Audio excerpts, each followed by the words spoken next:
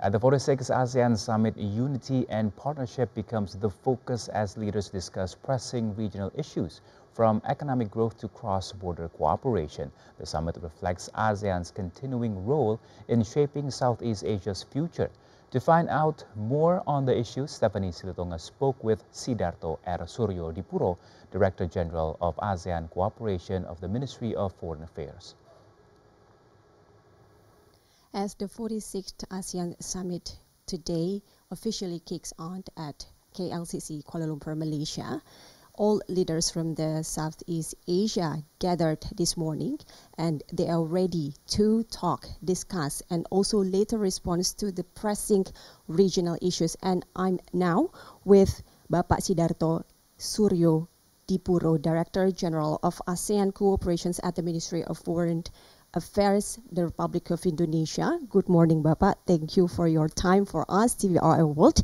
We would like to know what are the key objectives of our delegations at this 46th ASEAN Summit today. The world and the region today is facing serious challenges.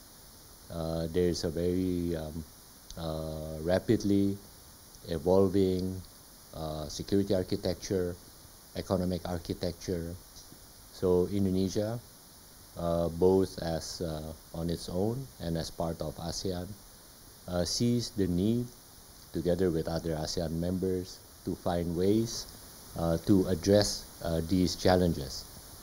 And to do that is primarily by maintaining unity, having clarity on the ways ahead, and also strengthening relations with all ASEAN partners. So this is the main avenue to do so.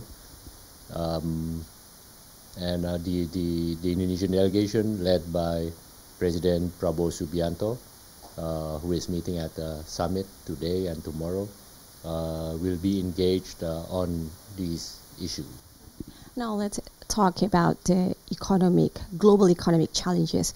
So what are the main economic issues being discussed at this summit? Well, the leaders today will discuss on the current global economic situation, including on the unilateral tariff applied by the U.S. As you know, the ASEAN economic ministers back in April had already discussed this issue, came out with a view. So leaders then will today also discuss this and set a way forward for ASEAN. So the economic ministers, in essence, they decided that first of all, ASEAN shall not retaliate to the U.S. tariff. It will instead engage with the U.S. It will intensify relations with the U.S. from within ASEAN-U.S. mechanism, such as the trade and investment framework agreement and enhanced economic engagements. So discuss it within that, but at the same time also strengthen engagement with other countries, other regions, other ASEAN partners, such as through what we call the ASEAN +1 mechanism and the Regional Comprehensive Economic Partnership, or RCEP. And that, if there are trade imbalances, that ASEAN will use trade remedy issues instead of tariff. And then the ministers, ASEAN economic ministers, also established what is called a geostrategic task force to discuss the ongoing issues and the way forward. So all of these are ongoing, and leaders will take stock of developments and decide the way forward. And talking about the GCC, we seen that all the leaders from the GCC leaders came since yesterday, right? So what will be the main topic or discussions for this agenda at the summit? It's a matter of ASEAN and GCC as two different regions, both with its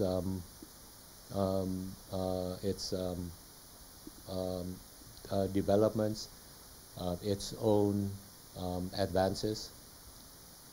And these are two regions that are also strategically located in their respective broader regions.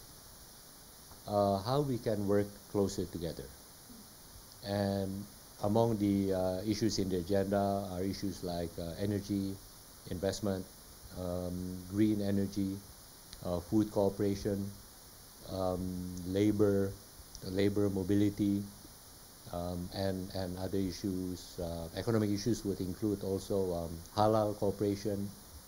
So it's a broad range of issues, and there would be under discussion now under negotiations is two draft joint statements by ASEAN and GCC leaders.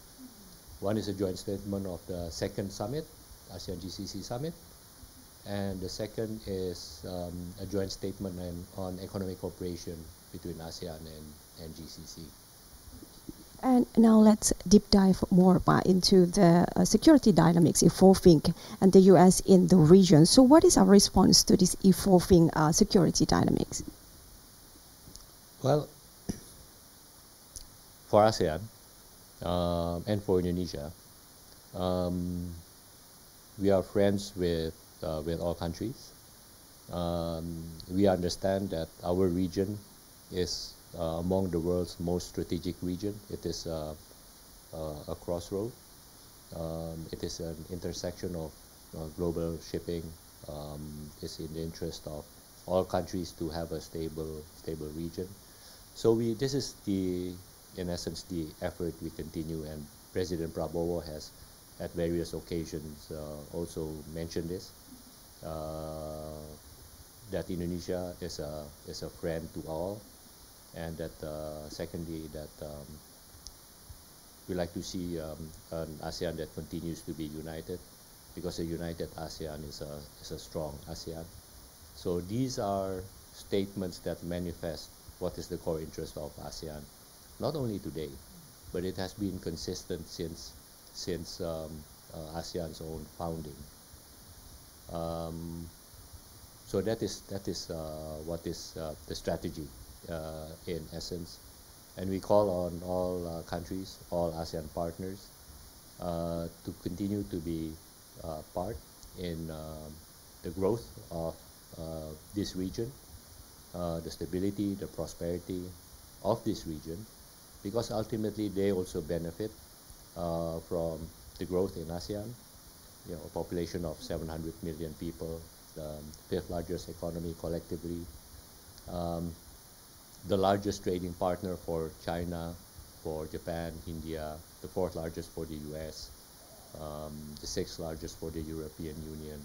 So actually continued stability, prosperity is an interest of all. Our partners are also our stakeholders. So the world attention is now on the ASEAN, this 46th ASEAN Summit. So what will be the key takeaways, as this is also the last questions? So what will be expected from the results of the ongoing discussions that will be held today and tomorrow from all the leaders from ASEAN? We have to see for the outcome of the summits, but it is the expectation of all that ASEAN would come out with a strong response to the ongoing situation, now the geopolitical situation, the regional global economic situation, that ASEAN will come out stronger. It will agree on how to strengthen unity within ASEAN, including on better intra-ASEAN trade, better economic relations with all countries, with the ASEAN partners, and an agreement on the necessity for better regional stability. This would include addressing the issue of Myanmar and how to accelerate for Timor-Leste's full membership in ASEAN, and also in the immediate neighborhood of ASEAN, including Indonesia. So thank you very much, Bapak. Sidarto Suryo Dipurno, Director of General of Asean Cooperations at the Ministry of Foreign Affairs of the Republic of Indonesia. So for now, that's all we have from Kuala Lumpur, Malaysia. Back to you to the studio.